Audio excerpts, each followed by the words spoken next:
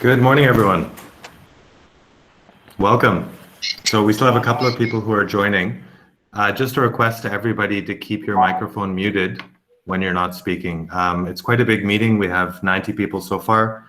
We expect a few more people to be joining, but very good welcome to everyone. And thanks for signing up, signing in, and all of the links and all of the information that was provided late last night. So we're really excited to be here for this first session, the introductory session for 10 Academy Batch 4. My name is Arun Sharma. Yeah, I am Yabba Fantai. And so today we're going to start, we have what we call week 0, where we want to continue with our testing training model, where we're looking forward to everyone doing some really interesting pieces of work. And for us also to figure out who do we think we're able to help the most. So it's going to be quite an intensive week, and it's going to be an intensive couple of months coming up, but we're getting started here. And so far the technology is holding up, which we're excited about. One of the common threads that you'll hear throughout everything we're doing is that this is an experiment. We're learning as we go. And so we will continue to make improvements in everything that we do. This is the first year that we're doing we've opened up to students from anyone in Africa. Last year when we did our training, it was limited to 5 countries. So it'll be an experiment on that side as well. So we're just going to spend another couple of minutes talking through what do you have to expect. If you have any questions, please save them to the end. And our main mode of communication will be Rocket Chat. So if you have questions, you can ask in the Rocket Chat, and that's a better way for us to make sure that the question actually gets answered. So we'll just go through a really brief presentation. So why are we here? What are our long-term goals? What are our goals for batch 4? A little bit about each of us, some words on the technical side, some words on the non-technical side. And I think a lot of people have asked, what are some simple things that you can do in order to succeed? And so we're just going to cover those as well. So our long-term goal at 10 Academy is very straightforward. We want to create a pipeline so that any highly motivated young person from Africa can get a high impact job. So that's all we're here to do. So we want to create a pipeline which is a reliable, repeatable system. We're looking for highly motivated, which is different, we think, than a highly skilled person, but somebody with a lot of motivation, a young person from Africa, and we want to create a pipeline so that we can identify those highly motivated young people, give them what it is that they need to get into a high impact job. And for us, a high impact job is one where the person, he or she, can use their time and energy in a really good and useful way to have impact on the world. And in the first instance, we're looking for people to do that through the world of work. So while entrepreneurship is always welcome, right now we are, excuse me, very focused on the world of work. And we want to do this at scale in a financially sustainable way. So we're just admitting person number 100 to the meeting. So that's kind of a milestone for us. We're excited to see that as well. But we want to do this at scale in a financially sustainable way. So this batch, we will train 50 people, but we want to build a system so that we can reach a few hundred people in the future. And for us, the financial sustainability is also really important. We don't want to make this into something which is externally dependent. We believe that the financial sustainability will be possible. So what are our goals for batch 4? We want to identify, as mentioned, 50 highly motivated people. We want to place at least 90% into good jobs, which means new jobs in the machine learning, data science, data engineering field within 6 months. And last year we reached over 80% within about the same period. We've learned and we want to improve on that. We have a pay it forward model. And so what we're asking people to do is to pay back the cost of the training plus a small amount extra so that we can grow from 50 into 60 people. So we want to build this into, as Yabba would say, there's some virality into the program. And the last thing that we're doing is we're trying to build a factory. So we established a system which worked in many ways last year, and we now want to build a factory so that we can improve and reach scale for future editions. Yeah. So we want to build a factory as well. So just a couple of words about me. So my name is Arun. You can see here, this picture is a little bit old, but I don't know if I look that much different. I might even be wearing the same shirt. So I have been working in the higher education space in Africa for a few years now. And I'm really excited about working with young people and trying to help people find careers where we know that there's a lot of smart young people who are just lacking the mechanisms and the pathways. And my family background is from India originally. I was born in Canada, and I've seen the impact that there's a set of institutions in India called the IITs. I've seen the impact that the IITs have had on the development of India. And so this is one of the dreams for Tan Academy. Can we create this pipeline for young people in Africa? So my background is not in the data science or the machine learning field. So if you ask me about Python, I'm not the right person. I'll be more focused on the career side of things and let's say more of the back office. So me, I am Yababal, Tadasa, and Fantai, just for, it's usually harder in Ethiopia to say which one is your surname and which one is your father name. My father name is Tadasa. So my background is astrophysics and physics, and then moved to data science, mostly because the research that I had been doing in the universities were highly related to data analysis. So I think, what is one of the motivation for me why, like I believe the Tan Academy or a system like Tan Academy would work is because I have been training as well PhD students and graduate students as well in terms of like data science and other areas. And the most thing, and also I have been working a lot in Africa and just different parts of Africa. And one thing I realized was that a lot of the problems or the realities in Africa are slightly different. I think talent is one thing I think people have, and we believe that there is abundance in talent, there is abundance in hunger to change or to make a contribution, but the opportunities and the kind of the scale, the time scale that it needs, and also the kind of like, the financial sustainability as fast as possible is such a key factor that in other areas in developed countries, sometimes that is not a pressure. So this making it like kind of really intensive and very short, but at the same time see the outcome immediately is something that is kind of, I would say, is inspired mostly because of the realities that are there or that I have seen and I have grown up with. So that's real motivation and why we build. So in the technical, when I present the technical part, I would, you would hear that is one of the motivation. So yeah, just if you have any technical things, then you can ask me, as well as also the tutors who will introduce over the course of the time, this training. Yeah, okay. So just because it's important for all of us to know what actually is like, so there is the training, and you probably have heard, some of you probably are recommended by friends who already passed through Tan Academy, and they probably told you most of, like this is not for a fainted heart person, I would say. It's because mostly it's 3 months, and in 3 months you graduated just recently, and your experience at work is not that much, and therefore our job is to try to really give you just the best that is available, such that you are ready, job ready in 3 months. And that really, if we are to ourselves honest, that's almost an impossible job unless we make some kind of compromises. And those compromises are like, as it's here, just addressed. So first is like for people to really work hard so intensively in a way that we ask them to put all their effort. It has to be short enough, and they should really see the financial reward or the financial freedom as fast as possible.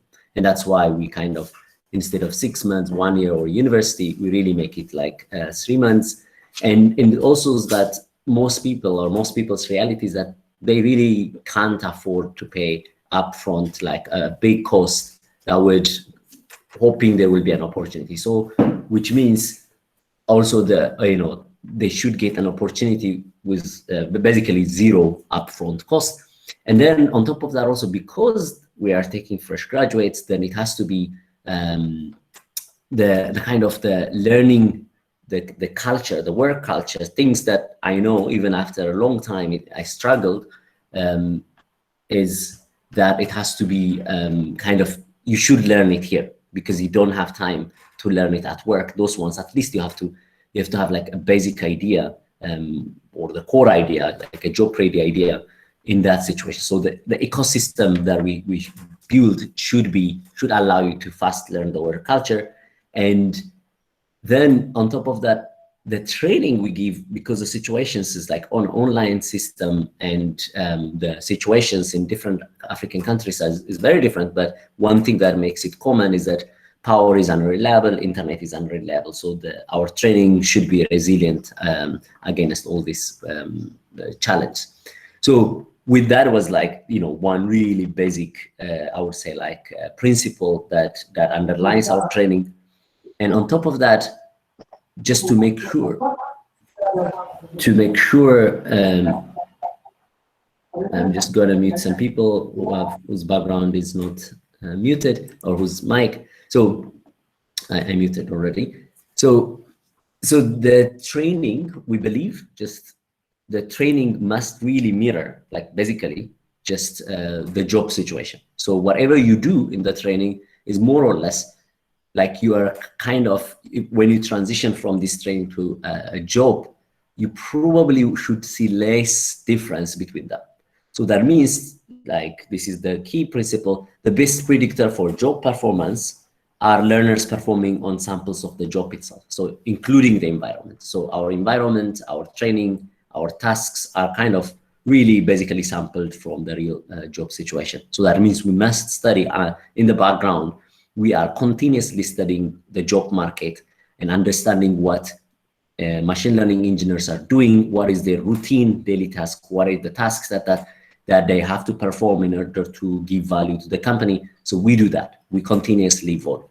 And then on top of that, because we know that this thing is short and in 3 months we can't do much, we must really focus on self and community learning. That means by the 3 months, you must learn how to be self-sufficient. That means that if a new task comes in, then you should be able to self-learn it, or just with a community, like ask the community in such a way that just at the job you perform well, right?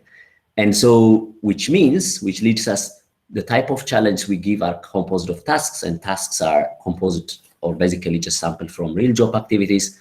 And then not only that, you don't do just tasks in a job for the sake of task, but you actually do it for some outcome and for some insight, and that insight and outcome basically in a company will be valuable to drive anything the company's value.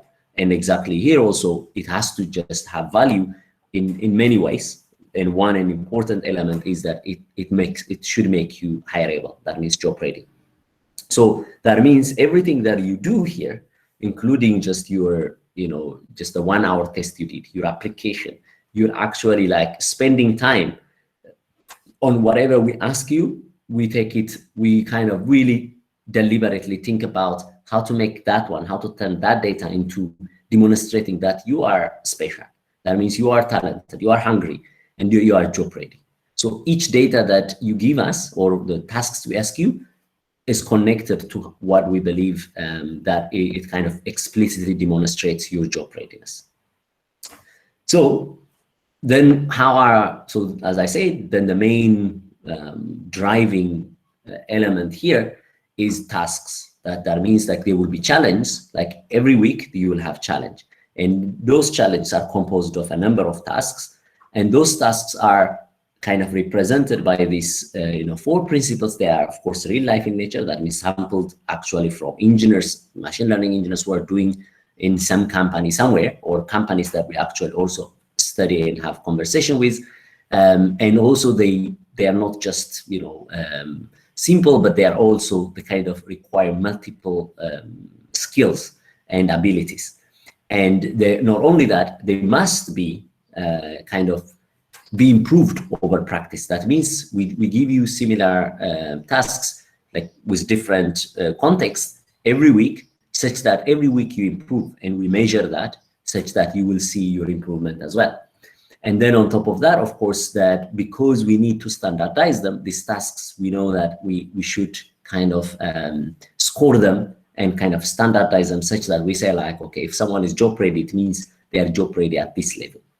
So for that, we have the 10x competency measurements like that we really are using every week to measure who's kind of lifting themselves up, like bootstrapping to a state which is called, job readiness. That means like if we are kind of stamp you that you are a Techn Academy graduate and job ready at a junior machine learning engineer level, we really must have like a clear definition for that.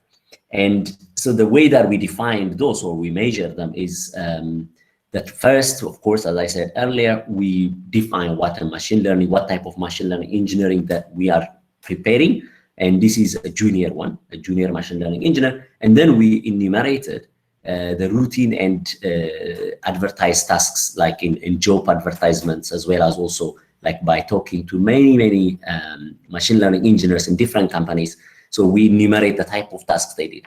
And then we actually sampled some of them that we think if you know them and if you master them, then you basically just become like a very valuable member of those teams. So that means because there are so many, we can't just in 3 months cover all of them. Therefore, we purposefully sample those tasks. And then we, on top of that, we then created a performance assessment that is the challenge themselves and how we the feedback mechanism as well as the scoring mechanism. And then we infer from that the degree and level of competency across 17, basically across 17 competencies we kind of predefined.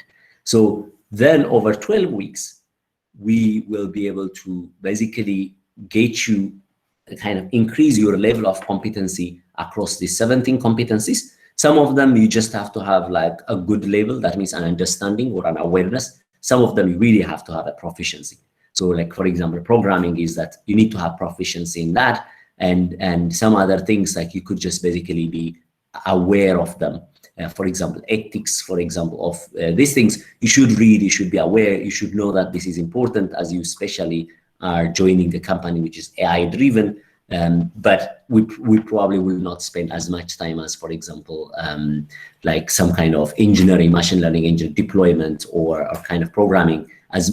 So we spend more on that because that competency is important for job readiness. So over 12 weeks, we try to get 50 people job ready, and such that those people that we vetted will have a job, or at least we try to, I think as Arun said, our plan is 90% of them to be placed in a job, in a good, high-performing jobs. So that's just from my side. I will continue on the non-technical side. So, there's a lot of information. So we are recording and we will post. The basic idea is we want to prepare people for the world of work. And what we imagine is we want to have people who are skilled, but we also want people who are ready to grow quickly. So what we've learned is that employers, they want really smart people who are self-learning, who are nice to other people, who fit in with the team. And they recognize very quickly that if somebody has the right mindset, then they really want to keep those people. But just a nice person who doesn't have the skills to be productive from, maybe not from day one, but hopefully from week 2, if we can get somebody who's ready to be productive from, let's say, day 6, and they're learning very quickly, those people are in high demand. So that's our job. We want to prepare you for the world of work. So we are physically remote, but we want to be community intensive. You've seen a lot of emails. Basically this week, and also once the training starts on the 12th of July, we are available. There's a full-time team of staff, and we'll go through their names in a moment, and you'll get to know them a little bit throughout this week, but you'll definitely get to know them over the coming 12 weeks. And even if we are sitting by ourselves physically, we encourage you to get to know other people who are in the same city as you, depending on what the COVID situation is like. But online, we were pretty happy that last year with our 53 trainees, by the end of it, people said that we got to know each other very well, and there was a sense of community that was built in a very strong way. It's actually just by chance Yavabel and I are physically in the same place. I haven't seen him in a year and a half, but you can still maintain a strong relationship even if you are physically remote. So we have 3 teams, and the analogy that I like to use in my head, and I feel like it works, is if we're running a restaurant, we have the kitchen, which is the science team. And so this is Yababel, Abubakar, Malet. So Yababel from, I don't know, Ethiopia Plus. We have Abubakar from Nigeria, Malet from Ethiopia, Kevin from Kenya, Usman from Nigeria, Lawal from Nigeria, Palsy from Congo Brazzaville. They're the kitchen. They're the ones who are really deciding on what should be cooked and doing all of the cooking. So all of the content, all of the support, all coming from the science team. The training operations team. So this is like when you go to a restaurant, they're the ones who are taking care of you, making sure you know what to do, how to order, giving you the feedback and keeping the real sense of when you go to a nice restaurant, you feel good about sitting there and you're happy. So that's Cindy from Kenya, Yatiana from Sierra Leone, and Ugoma from the US. So they're the front of house team. And then the office, the careers and the PR team, that's me with Tensai from Ethiopia, and Yabi, not Yababel, but Yabi from the US. And for us, the reason we're asking for the pay it forward is we don't want, each of you was asked this question about an idea to have impact on a lot of people. Unfortunately, the money does matter. We do need to make sure that we can pay the staff or pay the team.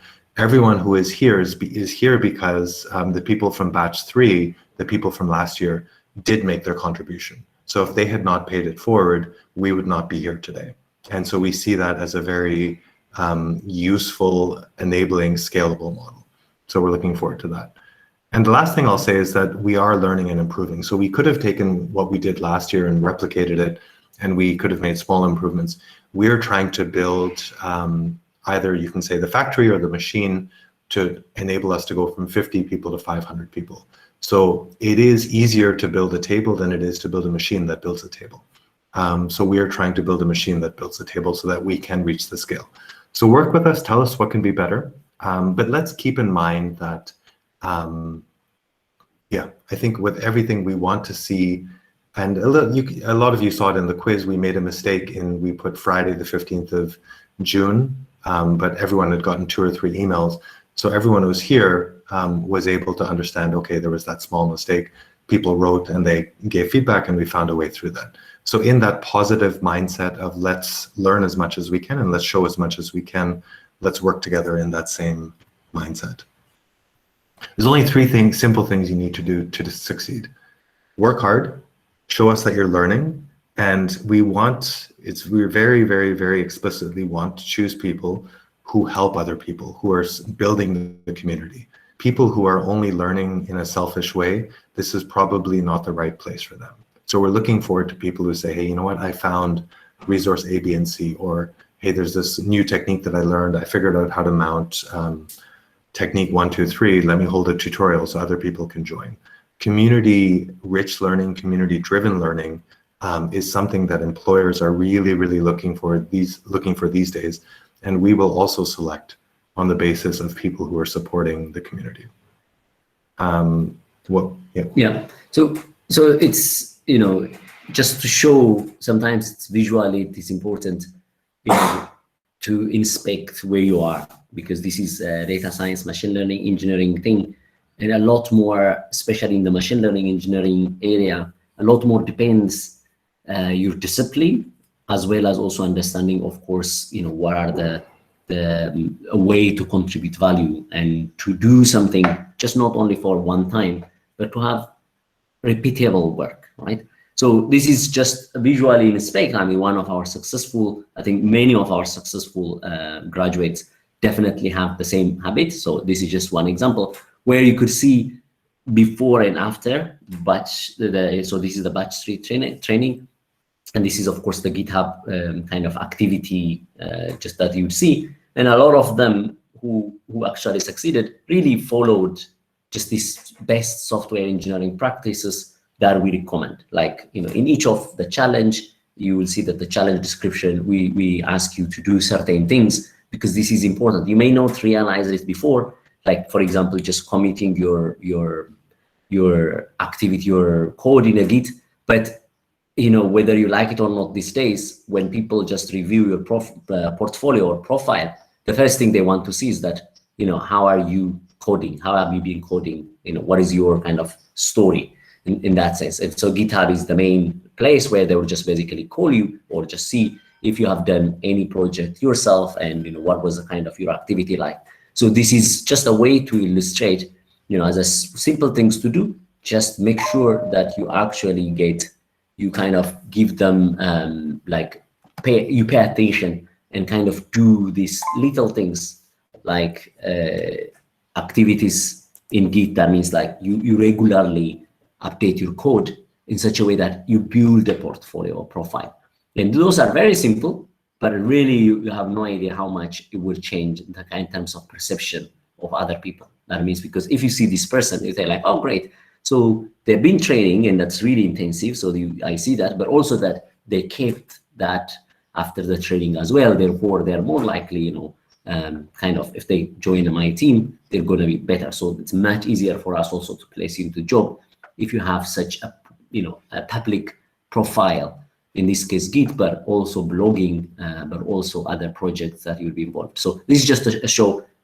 Make sure to see your just Git activities. At the end of your GitHub page, you would see this activity, and make sure to to regularly commit such that your greens are higher, dark greens everywhere, and kind of more and more. So that is kind of another simple trick, I would say, to help you succeed in getting job ready. Yeah, so I guess we're done with our quick presentation here. We'll hand over to Cindy, but yeah, welcome everyone. As just to reinforce, there's no magic to what we're trying to do. As I just want to go back to the start, our long-term goal is very simply, we want to create a pipeline so that any highly motivated person can get a high impact job. That's all we want to do. And so this week we're searching for highly motivated young people, and that's it. If you can show us that motivation, and you can show us that motivation by getting the tasks done as much as possible, show us that you're learning, helping other people. We're not able to do more than 50 for this batch, but we are growing as fast as we can. And for us, this is the start of something which we're pretty confident will be growing. So I'll stop there. And we seem to have hit a meeting cap. We thought that we had got around that. But we'll continue now, hand over to the training operations team. If there are any questions, I would like to ask people to put them into which channel should we use? You can actually use the general channel. If you have any questions, put them into the general channel, please, on Rocket Chat, and we'll do our best to answer them afterwards.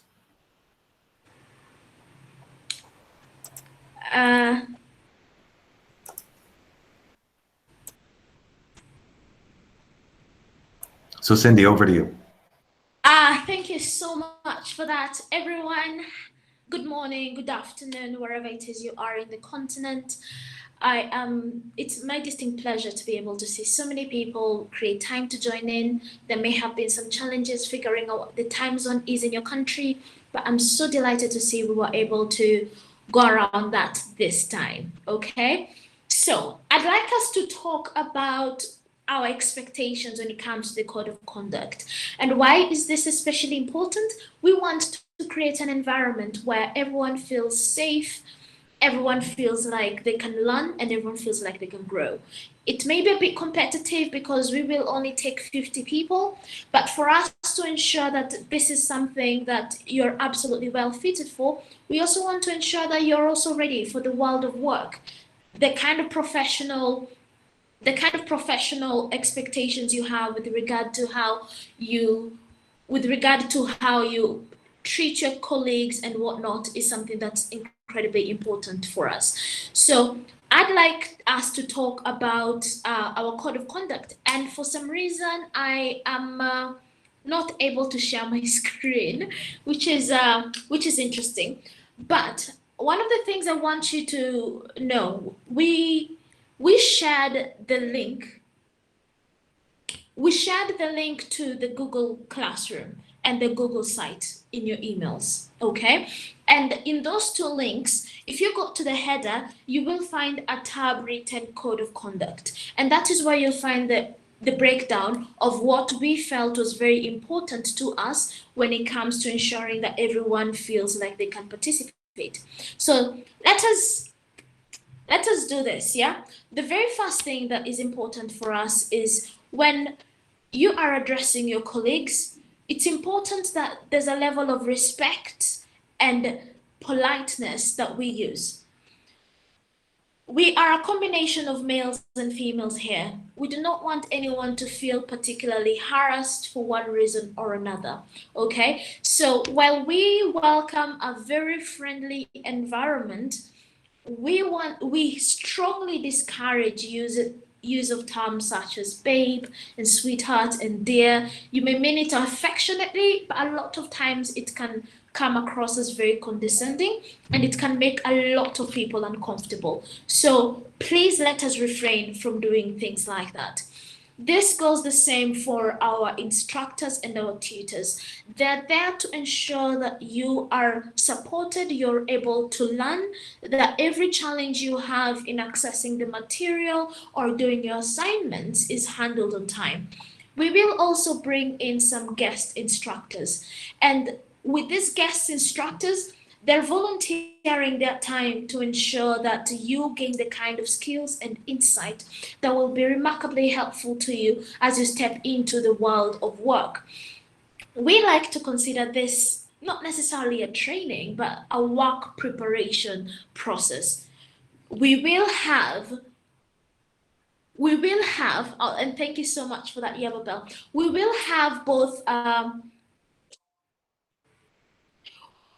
we want to ensure that the soft skills you need and everything that pertains to that you get through this process. So when our tutors come, our guests come, please ensure you treat them with the respect that they deserve. Okay, now let's talk about politics and religious debates. We come from 52 corners of this beautiful continent of ours. Our religious and political differences will always exist, and you will never be able to drag someone into your way of thinking. So, for us to ensure that there are no physical blows or virtual blows being thrown around, and that the major agenda of this is actually considered, we want to know that we strongly forbid the discussion of politics and religious debates. We want a safe, happy space. Okay. Now, when we talk about your own work policy, here's the thing. When you step into the world of work, a lot of times you will be relied upon by your future employers to come up with solutions to the challenges that you will be presented with. If your modus operandi is to keep on Googling and copy pasting solutions, it's okay to get inspiration. It's okay to ask for help. It's okay to collaborate if the work calls and assignment calls for collaboration. What is not okay is explicitly copying a solution somewhere and pasting it onto yours and claiming that it was yours. That is an absolute no-no, okay? You have to produce, prepare, and submit all of your own work, okay? So if you copy online resources, it is very important that you reference and give credit where it is due. So you have to attribute. This is something someone can actually sue you for. If you get code from somewhere or you get any resource from somewhere, please attribute, say this is where I got it, and reference it appropriately. Okay? So in the spirit of Pan-Africanism, and some of us are in the continent and some of us are not, we have to understand that by virtue of us coming from different parts of this continent, we are going to be different in more ways than one. So being able to ensure that we are inclusive and non-discriminatory and respectful of other people's cultures and beliefs and whatever it is they do in their own country, it's a very central point to ensuring that we have a safe environment where everyone can learn, thrive, grow, and prepare to be launched into the world of work. Okay? Now, let us talk about what happens in the unfortunate event that any of these things are violated. Okay? The first thing is you will be told, we will tell you that, hey, you know, XYZ, what you did is wrong and it is contravening our code of conduct because of this and this and that reason. Okay? We will tell you. Okay? So, and we will be also manning the rocket charts and whatnot. We will see. Then we will investigate the matter because at the end of the day, we never want to wrongfully instigate someone. Then some of the actions that we will take will, at the very worst, will include you being let go from the program. It is unfortunate because this is an investment in yourself, but we are also investing resources and time and effort into you. Okay? I strongly believe that none of this is dictatorial. I feel like all of these things are things that are reasonable and decent that we can all adhere to. Yes, and if any one of you ever has a challenge, ever feels unsafe or disrespected or harassed, please do not hesitate to reach out to me. I am on Rocket Chat. You will find me under the tag name Cindy or cindy.adem, and my email is cindy@tenacademy.org. So I don't know if there are any questions. If there are any questions, you will find them in the chat box. Okay, so that is the code of conduct. Some of the things that we will, as just as a segue to that, part of this, and it's something Arun also mentioned earlier when he was speaking, was that we want this to be a fun, engaging experience for you, which means that as much as is possible, we want to replicate what the experience would be like if you were all together in a physical classroom. So one of the things, and you will find it under the expectations tab in your Google site, is one of the things that we are expecting is that you have a 6-hour window where you are online. You're online, you're engaging, you're supporting your colleagues, you are participating, okay? Some of the channels that we created are also specifically for you to just talk about non-work stuff, okay?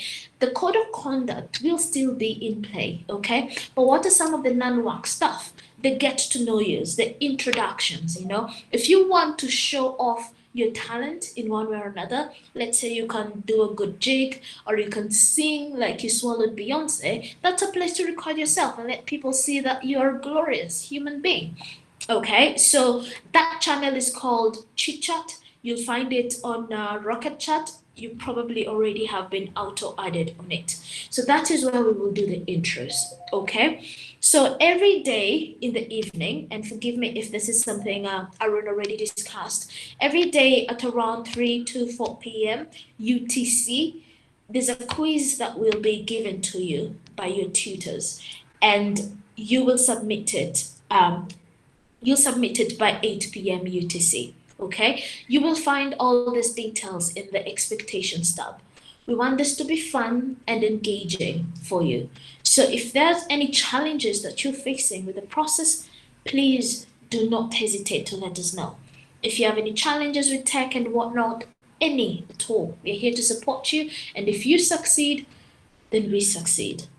So Arun, I don't know if there's anything I may have, or Yamabel, anything I may have left behind, but I feel like that's a pretty comprehensive overview of what we are hoping this wholesome experience happens for you guys. Thank you, Cindy. Arun, back to you in the studio. Yamabel. Yeah, we were just we realized, as Arun said, like there were people waiting, probably couldn't join this one because there was a cap of 100. We apologize for those people there, but we are working on it such that next calls will be you'll be able, at least 150 people would be able to join. So anything you want to add, Arun? No, so I think our next tutorial session starts in 15 minutes. We're going to be updating the schedule page with a new link for up to 150 people. So this meeting will be recorded and posted. But if you have any questions, let's use Rocket Chat. Bear with us, excuse me, as we to be honest, this is great that we have so many people who are online, people's videos are on, huge amount of interest, and we're really thrilled to see that. So we're responding as fast as we can. Next tutorial starts in 15 minutes, and the link for that will be different. It'll be posted on the schedule page accessible via the G site. We'll see you guys on Rocket Chat. If anyone wants to, we can take a quick picture right now if you want to turn your video on and let us take a quick picture. If you could all just, some of you, take screenshot, that would be great. I mean, your video on so that I can take a screenshot.